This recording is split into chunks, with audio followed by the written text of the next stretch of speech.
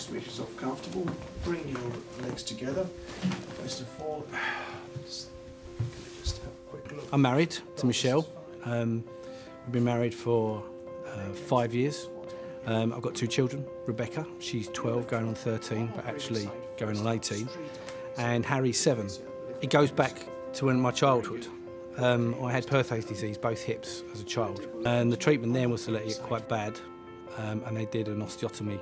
So they realigned the joint, whatever they do with it. I was told then that it would be possibly the age of 40, I'd need a new hip. Let this down. And let's lift this leg straight up again and bend the knee for me. And then I got to at 48, and it was quite bad. I was on quite a lot of medication for the pain, and I had it assessed by my GP, and he said you need to come and get a specialist look at it. He is a young man. I asked him, what's troubling you most? And his answer was that it's playing with my kids, being able to do things. And then, of course, there's a pain in the background. He's lived with the pain for tens of years, and he's lived with a limp with 40 years. So for him, actually, although we have cured the limp, that was not his big issue. His big issue was the pain and the functionality.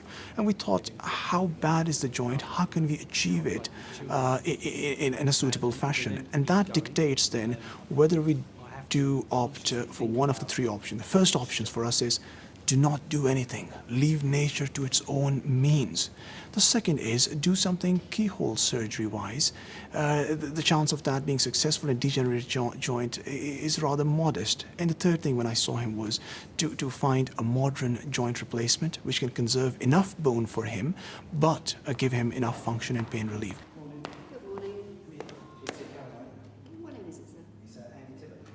He did quite a lot of work actually, because not only did he correct or replace the hip, but he corrected the leg length, and also my leg was twisting out. So I walked at 2 o'clock with my right leg at 2 o'clock.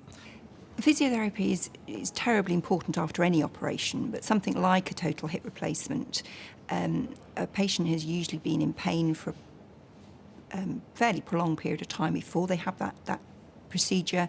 They usually find that their walking and their general function has deteriorated, and so though obviously they need that surgery in order to take away the pain, they then have to relearn how to walk, how to strengthen up their muscles, and how to regain that function that they've been losing over a period of time. Coming in straight after the operation, and you know, the first person you see after the consultant is your physio, get up.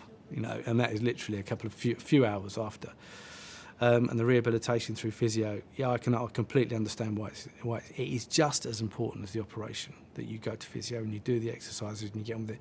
Because if you don't, then you're not going to get the benefit of the operation that you've had. The only way you're going to get over it and through it is to exercise, and that is a huge part of the rehabilitation. The advances in things like anaesthetics mean that people don't have to lie in bed for so long.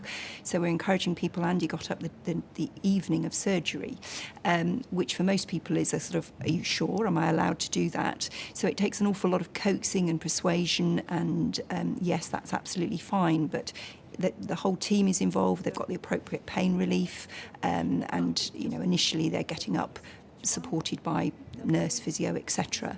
And then that continues, that building up of a relationship between the physios and then the patient in order to regain confidence in the whole rehabilitation process. It's vitally important that after surgery you have to, it's like baby steps, you have to teach them everything again, get the range of motion in the joint, be it knee or the hip itself. The next stage is getting the muscle balance. It's not just strengthening one group, but getting the balance right. And it's not just around the joint, it's the rest of your body, your core, your abdomen, your back. Within Progress, a patient like Andy has access to very experienced physios who are used to working with the consultants and have good liaison with the consultants. We know exactly what they particularly want, and within the range of facilities here we can offer not only just conventional exercises, but we've got Pilates classes, we've got other lower limb strengthening classes if that was appropriate. We've got a good range of gym equipment, so he's already started using the cross trainer, the bike, the treadmill, and then we have the AlterG, which is an anti-gravity treadmill which allows him to start weight bearing through his hip quicker because some of his weight has been taken off, so he's able to actually start to run without putting too much pressure through his new hip. Probably doing now more than I have done before. Even when I was okay in my 20s, my hip is a lot stronger and a lot more flexible than it was then. My aim is to be able to do single leg squats. So if I can do some good single leg squats, 2 or 3 in good form, I think we've achieved something. I've been treated very well. It's, every step of the way has been explained to me, what we're doing and why we're doing it. My questions and my suggestions were thought of, considered, and explained why they weren't reasonable for me. So it was a partnership, really. It wasn't, I didn't feel like I was being told what to do as the patient. I was being listened to and I was being, advised. And the same with physio. If I can't do something, I don't feel like I'm being told. It's not like an instructor down the gym who's do another 10, do another 10. It's, listen to your body and we work through it and we do what we can. I'm not asking to go and run, compete in a triathlon. I'm not asking to do any of that. And I think the goals that I've set myself with Caroline are achievable. Looking at x-rays and MRI scans, that's pointless. It's understanding what patients want to do.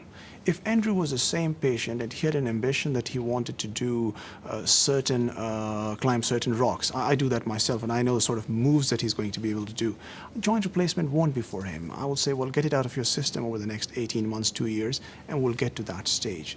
If he had ambitions of doing some endurance events of different sort, we have to think of a different strategy here. Here is a chap who wants to do day-to-day life things, play with his kids, and wants to have a reliable result. He's still making progress. He's a very motivated patient, and I'm sure we'll get him running around the garden with his children in due course. I wish I'd done it earlier, for me, if I'm honest. You don't need to be in pain, and it doesn't, it doesn't need to affect your quality of life, really. It's for me and my personal experience, it's the right thing to do. It's made a huge difference.